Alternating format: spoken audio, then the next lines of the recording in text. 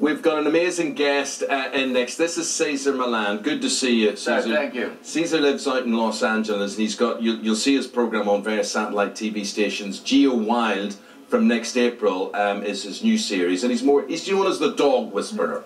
And if you go to his Twitter page, he says, "My whole life," he's Mexican. "My whole life, dogs have followed me. I grow up poor in Mexico, and people called me." El Perrero. El Perrero. And El Perrero. It sounds good. It's amazing. El Perrero means the dirty dog boy. That's what it means. Yeah, and now everybody knows him as the Dog Whisperer.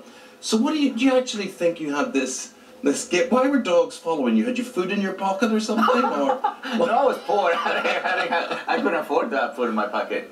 No, it's an energy. You know, I grew up with my grandfather, and they did the same thing for him. So we moved from the farm to the city with already this demeanor, this way of being, right? So my grandfather said, never work against Mother Nature. You must earn their trust, respect, and they're going to give you a beautiful gift called loyalty. So I learned growing up with dogs following me off leash. I never put a leash on a dog. Does that mean you have no fear of dogs? A lot of people are quite frightened about dogs. Well, it's because I know dog is I have no fear of it. Yes. And plus, the calm part of me allows a dog to do this when I'm around. Then could I just do that? You go for it, go for it. You did already the Spanish one. I'll do the dog. Not this part, like. Well, you know. So is it like the it's dog just the rear part, like. relaxes in your company? Is that what you mean? They sort of feel at ease. Who you are in the animal world is energy. So when I worked with Oprah, the dog didn't know that was Oprah Winfrey. Yeah. Right? What she knew is Oprah was nervous. Right. Right? So they don't really care what you do for a living. Right. My clients are Harvard graduate, but they can't walk a Chihuahua. Gotcha, understand that. Now, here's the thing. A lot of you get in touch today and they say, we don't like that Cesar, we don't like what he does, and it's very controversial. Well, here's why it's controversial. We're going to take a clip now of Cesar in action, and this is his new series, Leader of the Pack, and he does make physical contact with these dogs. Some of you may object to this, but have a look and then he'll explain why he does this. Here we go. There you go, there you go, there you go. Beautiful, beautiful, beautiful, beautiful, beautiful. Right here. There you go. See that touch there? It completely snaps her out of it and tells her not to focus on. What did you see there then? Just because she was going? Yeah. Yeah, that's what I'm correcting, right? So what do most of the people do? Here, hold it. I'd pull. They pull. Yes, I know. So the touch just to snap the brain from doing this. Yeah. So now the touch in a different part of the body, notice that I didn't touch the neck. No. I touched the back. So it does this.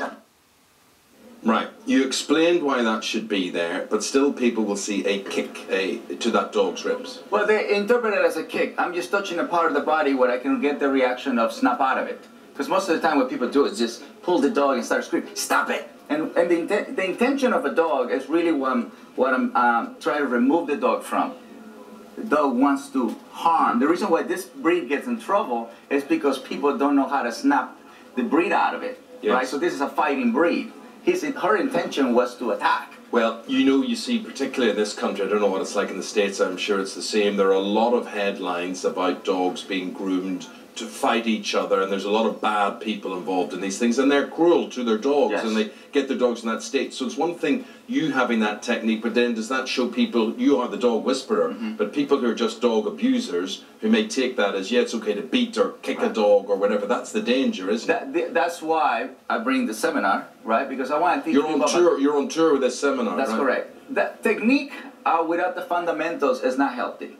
Because, you know, it's very important to understand calm, assertive energy before you even touch a leash, right? Because most of the time my clients, what they do, they grab the leash and they grab the leash like this, right? So they're tense. So the leash is no longer a source of communication, of connection. Now the leash represents this.